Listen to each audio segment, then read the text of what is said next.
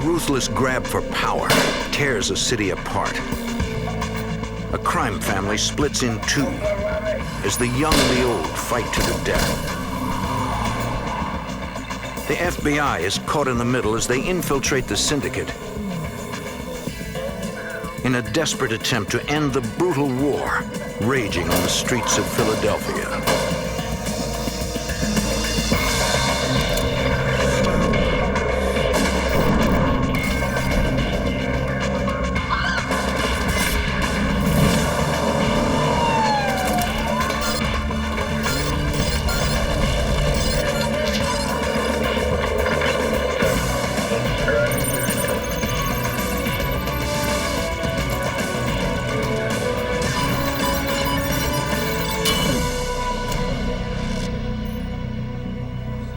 In the early 1990s, Philadelphia became the scene of a bloody vendetta. The streets erupted in mob warfare. Authorities feared innocent people would be caught in the crossfire. I'm Jim Kallstrom, former head of the FBI's New York office. Agents launched a complex and risky surveillance operation. Their mission, to bring down a notorious crime family and to stop a brutal turf war before more people were killed.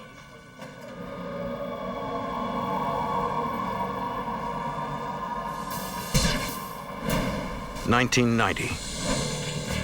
A quiet morning in South Philadelphia, Pennsylvania. Joe Andruzzi is being wired by the FBI. He's a 20-year-old accounting student at LaSalle University, and he's in trouble. He's been betting on football through a Mafia bookmaker. He was winning at first, but his luck turned sour. He owes the mob $1,000. It's a debt he cannot pay. You understand?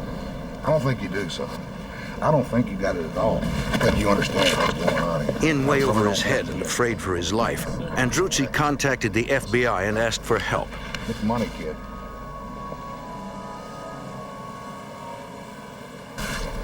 South Philly is a tough place. Not the kind of place where you want to cross the mob. La Cosa Nostra, the Italian syndicate of organized crime families, runs a profitable and bloody business there. Gambling, loan sharking, and extortion rackets.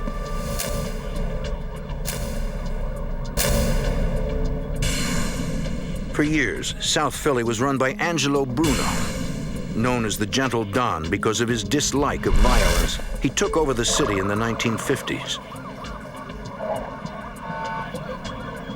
He was brutally murdered in 1980.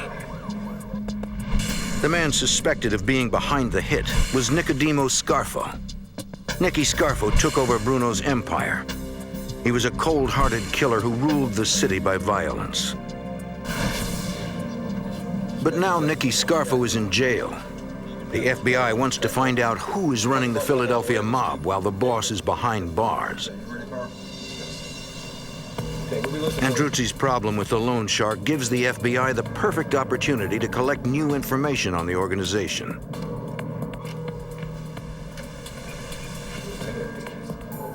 The college student meets with the bookmaker.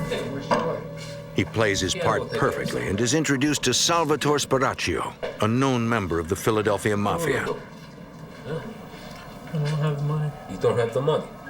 FBI Special Agent Jim Marr was the case agent on this investigation.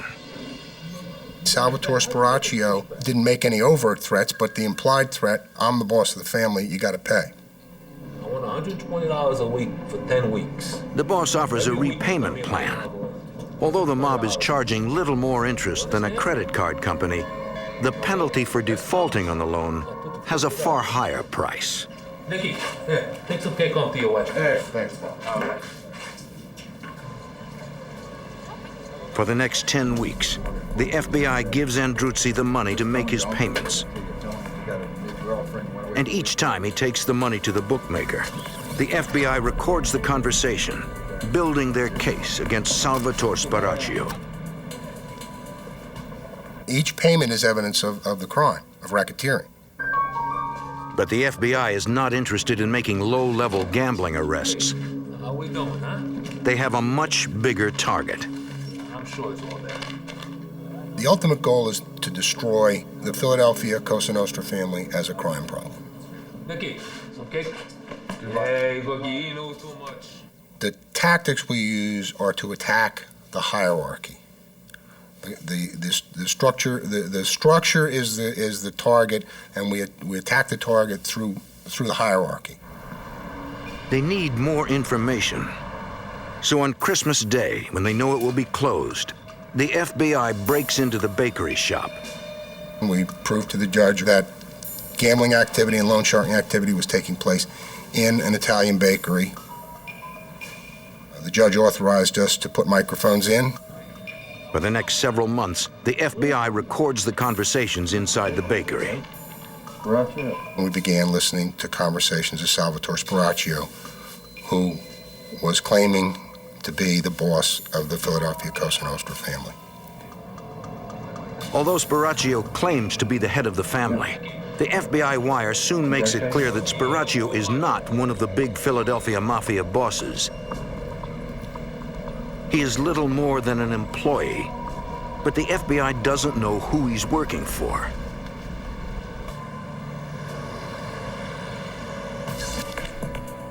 Thinking he can lead them to his boss, the FBI surveillance tracks Spiraccio to a law office in Camden, New Jersey. There he meets with other members of the Philadelphia Mafia, including one man well known to the FBI, John Stanfa. John Stanfa is a Sicilian immigrant and a made member of the Sicilian Mafia. He worked as a driver for the late Angelo Bruno, aka the Gentle Don, former head of the Philadelphia family. Stanfa was implicated in the murder of the former Mafia boss in 1981 and was apprehended in Maryland. He was convicted of perjury in his testimony before a grand jury that was probing Bruno's death. He went to jail for 8 years. When he was released, the Philadelphia Mafia put out a contract on his life for the killing of Bruno. Special Agent Fred Walsh is a member of the FBI's organized crime squad. Only through the intercession of his Gambino associates up in New York, the contract was taken off him and he was allowed to live. After Nicky Scarfo went to jail, Stanfa returned to Philadelphia. He went to work in the construction business and laid low for a while. Since he was relatively quiet. So when he started to come to power and we started to notice he was making a name for himself, it came as a kind of a surprise to us. Thanks to the cooperation of the young college student, the FBI has now identified the man they believe is running organized crime in Philadelphia. We had put away the previous boss and most of the hierarchy of the family. We felt if we could put Stanfa away, that we would go a long way towards the ultimate goal of eliminating the Philadelphia family as a crime problem. On the street, informants confirm the FBI suspicion that John Stanfa is the new boss of the Philadelphia Mafia. Once you determine that an individual like Stanfa's taken the family over, you want to see how he intends to run it. You contact your informants, see what they can provide. Stanfa maintains a low profile. He runs things like the Gentle Don before him. He engages in traditional mob activities such as loan sharking, gambling, and extortion.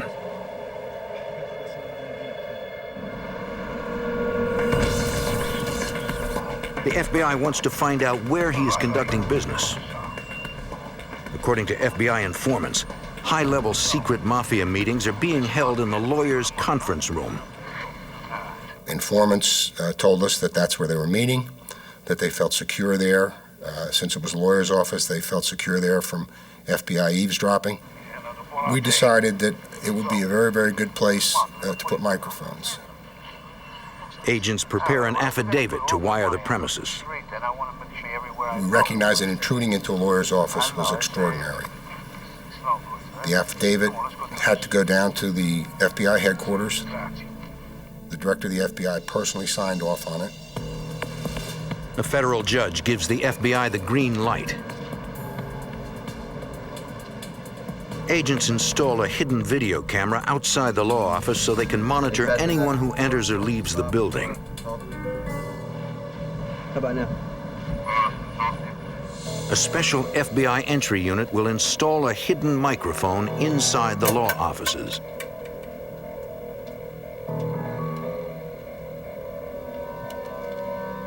Agents make a surreptitious entry into the second-floor suite. In terms of the actual entry into the premises, it's what I regard to be one of the most dangerous things the FBI does, because you're burglarizing someone else's property. Although you have authority to be there, the person, if you encounter someone, he doesn't know that you have authority to be there. Inside, the agents fear they've been discovered. An armed deputy sheriff is inside the building. The night before we went in, the Re-elect the Sheriff campaign moved into the ground floor. The agents making the entry were surprised by a deputy sheriff. Fortunately, they were able to conceal themselves. He got in and got out before there was any problem.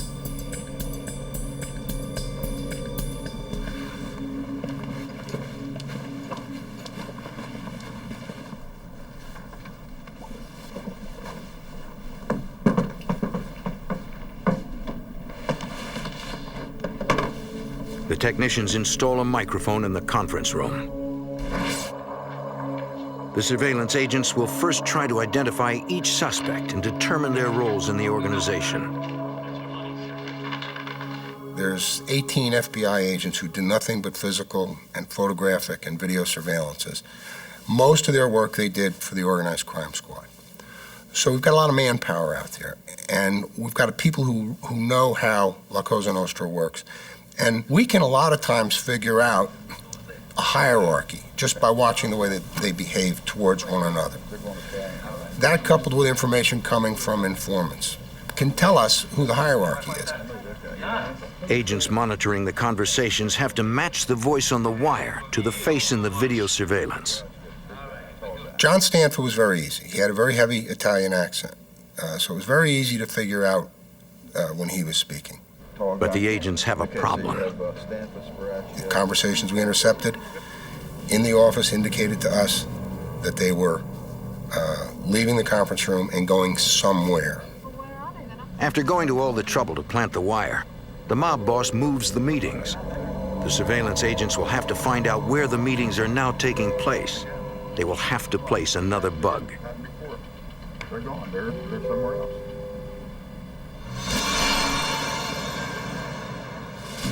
A few days later, the FBI learns from an informant that a high-level sit-down is about to take place at the law office between John Stanfa and several associates. They need to get the new bug in place before the meeting. But they don't know where the meeting will be held. Agents dispatch an undercover detective to follow Stanfa into the office. Philadelphia detective Mark Pinero gets the job. We tried to come up with a reason to actually go into the law firm to get a closer look at what was going on.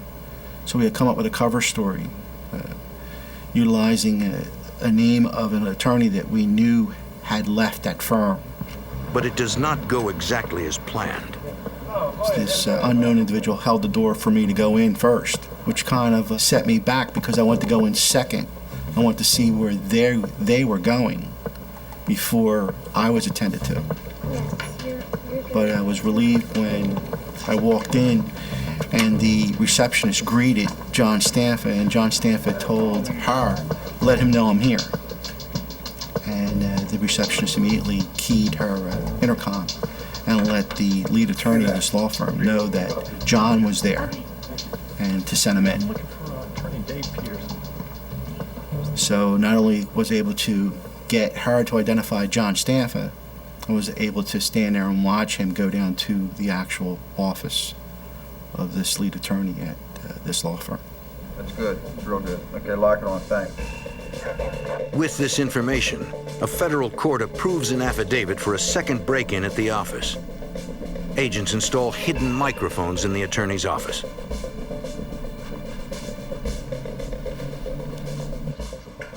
Shortly after the new bugs are placed, agents hear some alarming news on the wire. The mob bosses are afraid they are being watched. They hire a private counter-surveillance contractor to sweep the law offices for bugs. If he finds a listening device, the entire operation could be destroyed.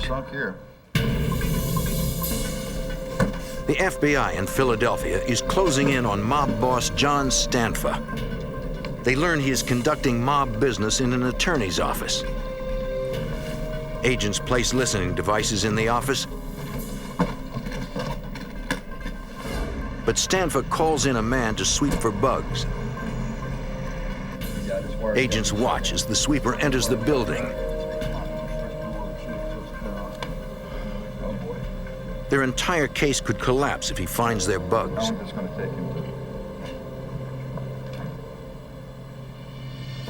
Here they come. What's going on here? But after a few tense minutes, the private contractor completes his sweep without finding anything. We'll be able to. It sort of brought a smile to everybody's face because they basically brought in an expert who didn't detect anything. So that would bring sort of a feeling of ease on their part. And I guess our expectations were that they would be even more at ease to discuss further criminal activity. Now, with microphones in the conference room and the lawyer's private office, the information begins to come in. The FBI learns that John Stanfa is having problems with a group of young mobsters. Born and raised in South Philly, their allegiance is still with Nicky Scarfo and the Mafia regime before Stanfa took over. They are known as the Young Turks. As far as they're concerned, Philadelphia is and always has been their turf. And the Young Turks deserve to be running the crime family, not newcomer John Stanfa. I always do the best job. Joey Merlino is the boss of the Young Turks. Michael Changlini is the #2 man. Joey and Michael have known each other since grade school. FBI Special Agent Gary Langan is the co-case agent. They didn't like the fact that John Stanfa, who what they considered an outsider, would come in and take over the mob family. And so they were trying to organize their own little group, even though they were part of the overall picture. And they wanted to be in charge. Informants tell the FBI that the Young Turks are not taking orders from John Stanfa. He doesn't run the city. They bragged about who they were and who they were aligned with. Bragged about how they were going to take the city over. They were the legitimate successors to the previous mob members under Nicky Scarfo. They were going out and shaking down bookmakers, drug dealers, and even shaking down legitimate businesses, and weren't sharing the profits, kicking upstairs to Stanfa.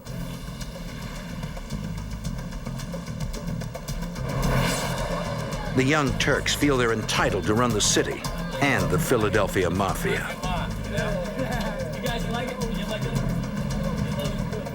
The aging John Stanfa, the old world Sicilian boss, resents the ostentatious lifestyle of the Young Turks. The Young Turks, if you will, were very, very flamboyant. They'd go into the clubs on Delaware Avenue, throw their weight around, push people around, trade on the fact that they were connected to the local Cosa Nostra family, and in general call attention to themselves, which is not a good thing. If you're running a Cosa Nostra family, you should be low-key. Wait. Hey, girls, get in the car. James, come on, get out of here. Start it up. The Young Turk boss, Joey Merlino, has a different idea of how a Cosa Nostra boss should live the life. He was the kind of guy who felt that when he went into a restaurant, because of who he was, he shouldn't have to pay. This was easily adopted by his entourage, and they became a problem for everybody. There were fights, there were shootings, it's just not the way to run a Cosa Nostra family. Attracting all that attention to yourself. The police begin to know then where you are and who you are, and it's just not a good thing. John Stanfa was particularly angered by the young Turks' involvement in the sale of illegal narcotics. That was the wave of the future, and it's an easy way to make money. Traditionally, the mob frowns upon having its members engage in drug dealing. Now, that's not to say that they don't do it. They get around that by having an associate or something deal drugs, and then they'll tax that individual and take a percentage of it. But Stanfa, he thought drugs were a dirty business and it draws a lot of attention, again, to the family. And he didn't want to do that. And these guys were just defying him and doing it.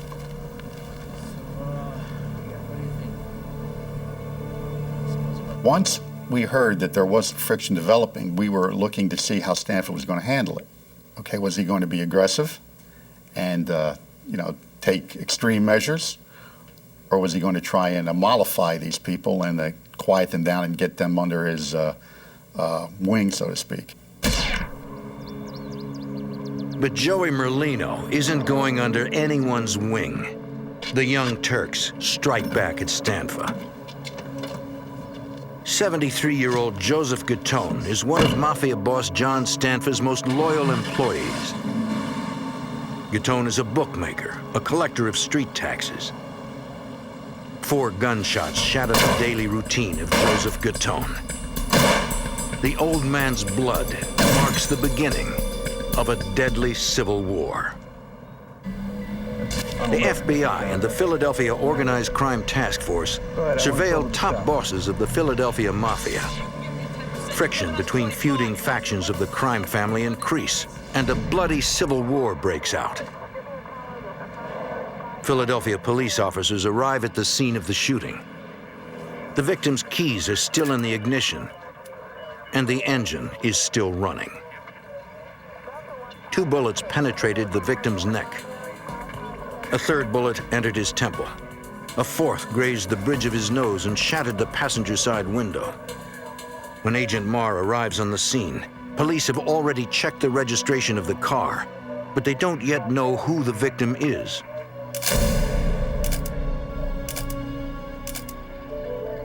Agent Marr recognizes the victim from previous investigations. Gattone is a longtime member of the Philadelphia crime family, currently under the leadership of John Stanfa. Several of Gattone's neighbors witnessed the shooting, but no one can identify the lone hooded gunman. Special Agent Jim Marr suspects Joey Merlino's young Turks are behind the killing. Where he was killed, the manner in which he was killed, indicated to me that the Merlino faction was sending a message to Stanfa and his people. We're here, and we are to be reckoned with. John Doe's. Agents monitor their wiretaps.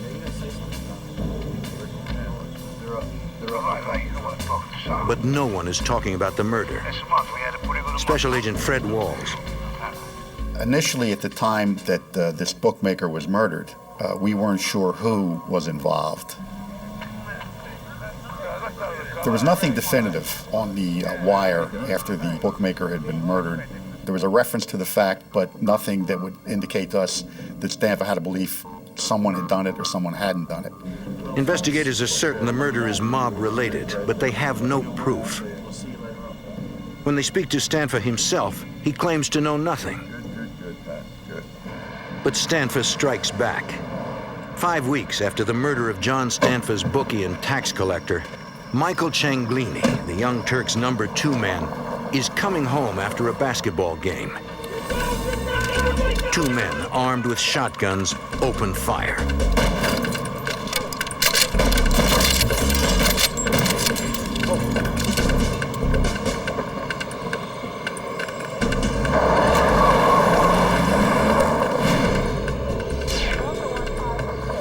Somehow, Cianglini, his wife and 2 children, were uninjured in the attack. Investigators recovered 12-gauge shotgun shells from the front yard and shotgun pellets from the ceiling of the living room and dining room. Despite the brazen attack on Cianglini and his family, he won't cooperate with the detectives. He wasn't going to say anything. they just don't talk to law enforcement. They feel they're going to handle it themselves. It's business, okay, and it's none of our business. So you're not going to get anything out of them. The Young Turks' number 2 boss isn't talking. But the FBI suspects the attack is payback for the murder of John Stanfa's bookie. After the bookmaker's murder and then the attempt on Michael Cianglini, we believed that we were going to see an increase in violence. There was going to be a potential mob war. Fearing this, the FBI petitions a federal court to expand the eavesdropping. In the spring of 1992, they get the court order they need. Agents place bugs in 7 new locations, including lawyers' private offices, the law library, the television room, and the lunchroom. I don't know, they look The new wires immediately start paying off. How we doing, huh? Early in May of 1992, FBI cameras catch Stanfa arriving at the law office with his consigliere and Joseph Cianglini, brother of the Young Turks' second-in-command. Right there. Inside, John Stanfa angrily announces that he knows the Young Turks are looking for him. They want him dead. But Stanfa doesn't want a war. He wants to make one last attempt at diplomacy. His first move is to make Joseph Cianglini his new underboss.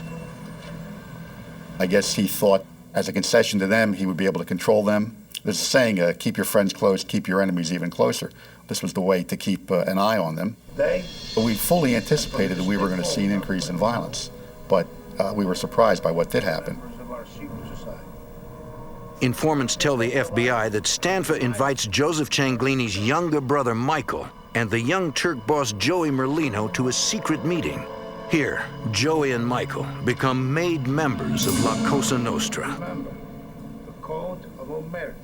You have to swear to place the family before anything else in your life. God, your own personal family, your mother, your father, your wife, your children. If the family calls you, you come before them. Now, as made members of La Cosa Nostra, the 2 Young Turks enjoy special privileges. Any of the secrets of our society. And if you do, may your soul... The benefits that come with that are that you can conduct your rackets, whatever they may be, without fear of interference from someone who is not a member. The family in a dispute will always decide in your favor if you are a member and the other person is not.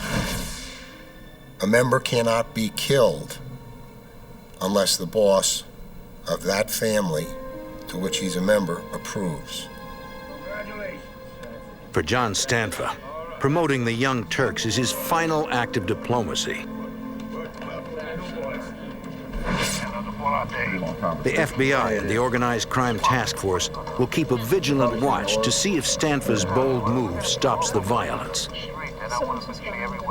But agents still need to collect more information about the crime family to shut them down for good.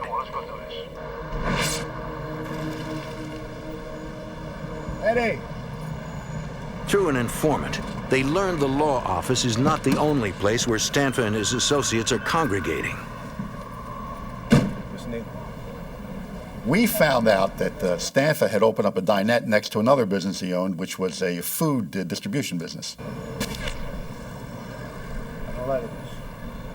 And surprisingly, Stanfa actually worked at this place every day. You know, as a John Q. citizen, he would go to work and he'd actually work there. You'd see him out there sweeping and cooking and handling stuff. But he was also meeting his family members there and discussing mob business. So the next step, logically, is to attempt to get a Title III bug installed in the dinette so that we can listen to the conversations he's having with these members and associates of the family. Once the microphone is installed inside the dinette, the FBI hears that an angry John Stanfa is still having problems with the Young Turks. He requests a final sit-down with Joey Merlino. Joey Merlino and Michael Cianglini pay a visit to Stanfa. So is there a problem? that problem. Why, sure. Gamblers are complaining that the young Turks are not honoring their bets. Can you be more like a Joe, your brother? Merlino assures the boss he'll fix the problem and make good on the debts. Pay the bill. And of course. The meeting ends amicably. Perhaps there can be peace within the family. Arrivederci. Arrivederci. Okay.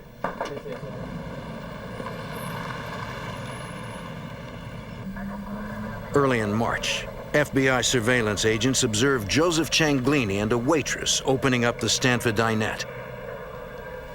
It's almost exactly 1 year after his brother Michael was nearly gunned down at his home. His activities were easy to document. He was regular. He got up in the morning and he went to work. But on this morning, Joseph Cianglini's routine takes a terrifying twist. 4 men pull up and open fire on Cianglini and the waitress, reigniting the bloody war between the old and the new Mafia of South Philadelphia. On March 2nd, 1993, in South Philly, underboss Joseph Cianglini and a waitress opened John Stanfa's diner.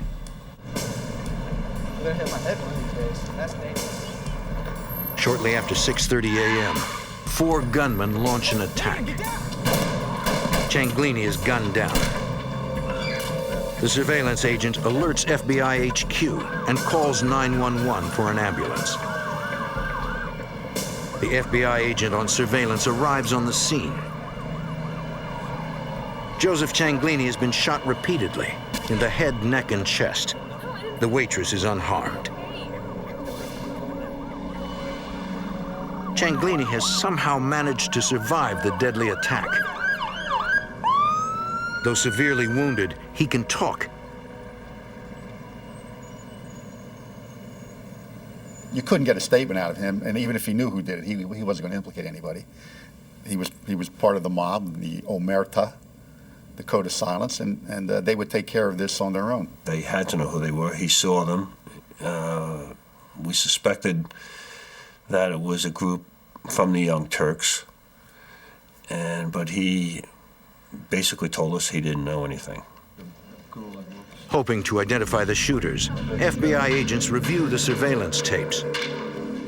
But in the early morning darkness, the images are too dark to identify anyone. The video was very grainy, very blurry. It was very hard to identify with any kind of particularity features where you would recognize who actually went in, but you could see 4 shapes going in. Then you go to the audio and you hear screaming, and you hear shots, and then you hear someone yelling, "Move, move," and then they exit the place and they drive away. Well, that's basically all we had. You couldn't say with any reasonable certainty who actually went in there and shot Joseph Cianglini. But agents are still surveilling the law office. In the listening post, wiretaps record a chilling conversation between Stanfa and a mob associate. John Stanfa suspects Michael Cianglini was behind the attempt to kill his own brother Joseph at the restaurant. Yeah, Michael and Joey were on the opposite sides of internal war within the Stanfa family.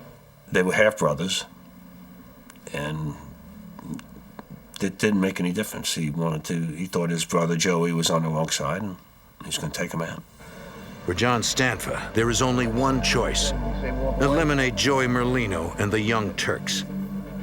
So he starts to recruit his own muscle to send them out and to start stalking these Young Turks and trying to kill Joey Merlino, Michael Cianglini, and the people associated with him.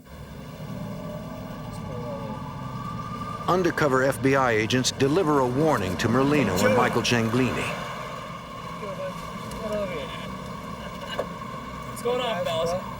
When we're aware of the fact that violence is going to occur or may occur, and we think we know who the violence is going to occur against, we have an obligation to go out and warn them.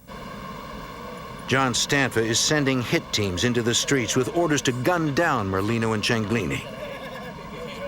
The Young Turks shrug off the FBI warning.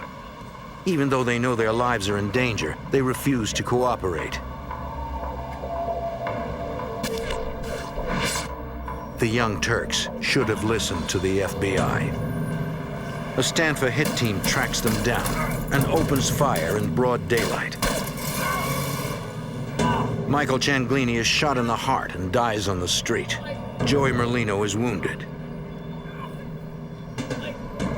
It is clear to the FBI that John Stanfa means business. He's taken up the challenge, and he's retaliated with a lot of force. So that's where we are right then and there. We believe that Stanfa is responsible for it. Now we have to prove it.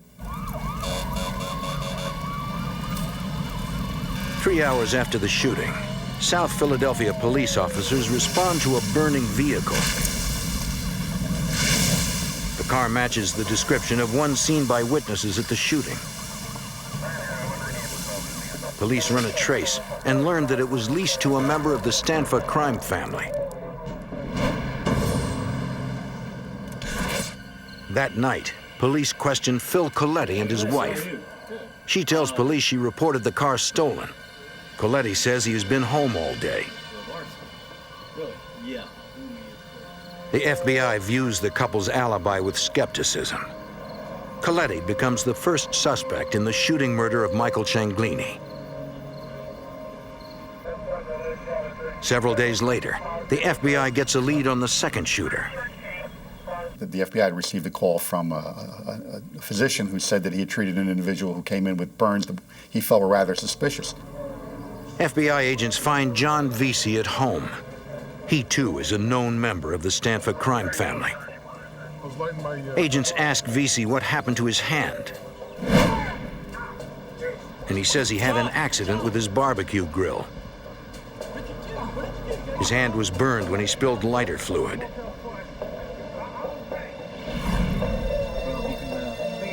Vesey insists the burn was an accident and says he knows nothing about the murder of Michael Cianglini and the shooting of Joey Merlino. But when investigators check out the grill, they discover it runs on propane, which conflicts with Vesey's story that he was using lighter fluid when he burned himself.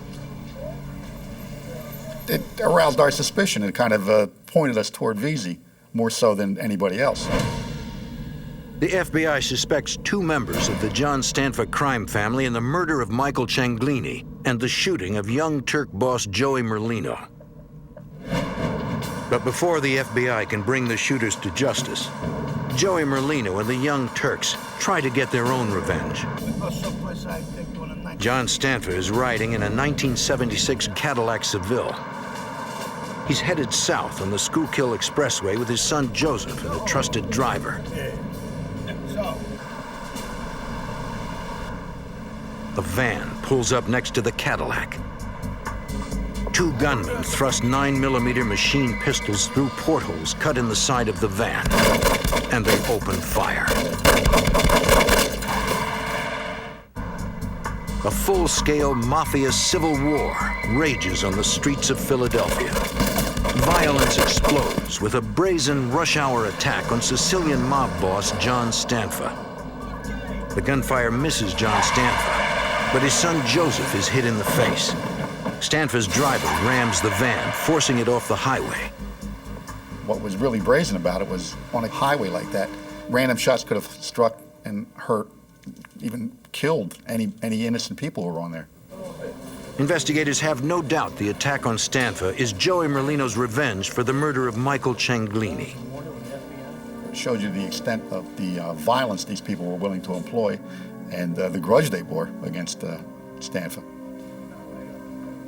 Police find Stanfa at the hospital. Despite the brazen attack on him and his innocent young son, the Cosa Nostra boss claims he has no idea who tried to kill them. And of course, it's the old, I don't know who would have done this to me. And we don't get anything out of him. It is only a matter of time before innocent civilians get caught in the crossfire. And it's time to turn up the heat on the warring mob. Any known Stanfa or Merlino associate seen driving around South Philadelphia becomes the subject of a routine traffic stop. Authorities arrest 8 mobsters for carrying weapons. They confiscate .380, .45, and .38 caliber semi-automatics.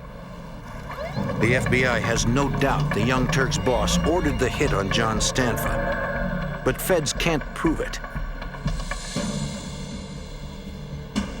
Joey Merlino has to be yanked off the streets.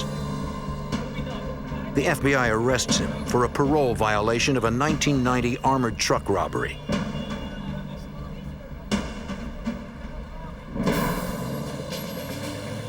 With Joey Merlino off the streets, it is now time for the FBI to focus its sights on John Stanfa's crew. The agents target murder suspect John Vesey. The professional hitman is one of John Stanfa's soldiers. But tonight, thanks to a New Jersey firearms violation and the threat of a long jail sentence, Vesey has agreed to wear a wire for the FBI. He was a very tough individual. And he did some construction work as a hired laborer for John Stanfa's brother-in-law, who was in construction. And he caught the eye of Stanfa, and Stanfa realized this kid was a tough kid, and he could, he intimidated people. Under Stanfa, Vesey became a loan collector, an enforcer, and a killer. A couple of guys I'm gonna be picking up, so. Okay. Now he claims he feels the weight of the murders he committed. All these things, plus the fact that his brother, who really cared for him, was convinced that John was going to go down and never see the light of day. His brother convinced him that he should cooperate. Vesey was made into the family by John Stanfa. And now he wants to get out, alive. You couldn't measure the significance of it. It was like a coup for us that he came on board. Vesey quickly becomes comfortable wearing the wire. He has several meetings, but the conversations don't provide any new evidence against John Stanfa. He's out for a little while. I think he met with 1 or 2 people, nothing great. He was a little down about the fact that he wasn't getting the conversations, he wanted to. He was really into it. We told him, look, don't worry about it. We got a lot of time. We'll do it again till we get it right. It's Friday night now. You've worked long and hard for us. Go home. Go home and relax. Don't go out. We'll hook up with you again. We'll do it again. Later that night, John Vesey runs out of luck, and the FBI's Organized Crime Task Force is dealt a crippling blow.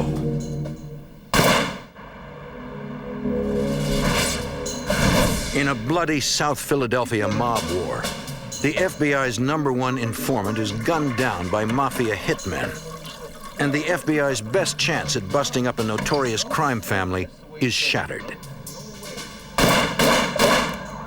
FBI Special Agent Fred Walls is devastated by the news that informant John Vesey has been shot. Well, when you hear that someone's been shot in the head, you think the worst. But against all odds, after 3 .22 caliber slugs slammed into his skull, John Vesey is still alive. I'm shocked. This guy was shot in the head. He's given an interview. And he proceeds to tell what happened. Earlier that night, after he removed the wire and the FBI agents went home, Vesey ran into John Stanfa's underboss and one of his soldiers. I know a nice place. And they tell him, we've been looking for you. We want to get you started in your own bookmaking operation. We're going to show you how to do it. We're going to go over to this location in South Philadelphia above this meat store. For Vesey, it was just another late-night business meeting. He wasn't wearing the wire anymore, and he thought he had nothing to fear. He says he goes up to the room. The maid guy is sitting down with him at a table, going over figures, telling him how to take bets, how to write stuff down. The underboss excused himself. He has to go to the bathroom.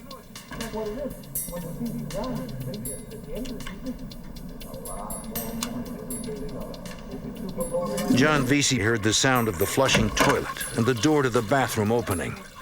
And then he heard the gunshots. 3 .22 caliber slugs impacted John Vesey's skull, but he didn't go down. Vesey turns around, looks at the guy, and says, "What the frig you doing?" And of course, the shooter now, he's in shock. So he throws the gun down, and he pulls out a knife. Well, Vesey takes the knife away from him and cuts him and basically incapacitates him and throws him on the ground. He turns to the other guy, the main guy, who's an older guy, and the guy looks at him and he says, John, he said, "This has all been a mistake. It's a misunderstanding. We're gentlemen here. We can settle this." And Vesey says, "Get out of the way, or I'm going to take you down too." And against all odds, John Vesey walks out of the room alive. And that just goes to show you how tough this kid was. I mean, he was tough. And the bullets went into the back of his head, and we later found out they had hit the head and come around, okay? I guess the slugs weren't as strong. It was a 22 caliber long rifle slug. And he took 3 in the head and survived. 2 weeks later, ex-Mafia hitman John Vesey makes his first appearance before the federal grand jury and testifies against his former crime family. The information he provides is invaluable to the FBI. Vesey names names and gives the FBI what they need to move against the Philadelphia mob. When the FBI increases the pressure, other mobsters make deals with the prosecutors and become informants for the FBI. And the dominoes begin to fall. On St. Patrick's Day in 1994, 24 suspects are arrested on racketeering charges of murder, murder conspiracy, extortion, arson, kidnapping, gambling, and obstruction of justice. Among those arrested is Frank Martinez. He's found guilty of assault and the attempted murder of John Vesey. Vincent Pagano is also arrested and found guilty of assault and the attempted murder of John Vesey.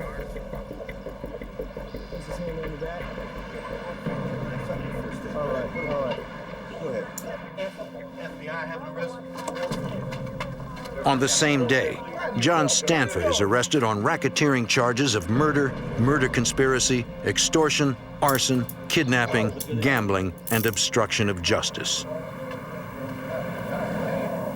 It was a nice, clean, easy sweep. We brought the people in, and we were very satisfied with it. Ultimately, 27 people are charged with conspiracy and racketeering under the RICO Act. 24 defendants are either convicted or plead guilty to the charges. I felt pretty good that we did make Philadelphia a little bit safer. It was my job.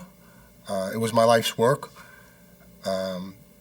I thought we did a good job, and I thought that we served the citizenry very well with what we did. We took a very, very violent group and sent a lot of them to jail for a long, long time. And we made Philadelphia a little safer. On July 9th, 1996, John Stanfa is sentenced to 5 consecutive life terms. He is serving them at the United States Penitentiary in Leavenworth, Kansas.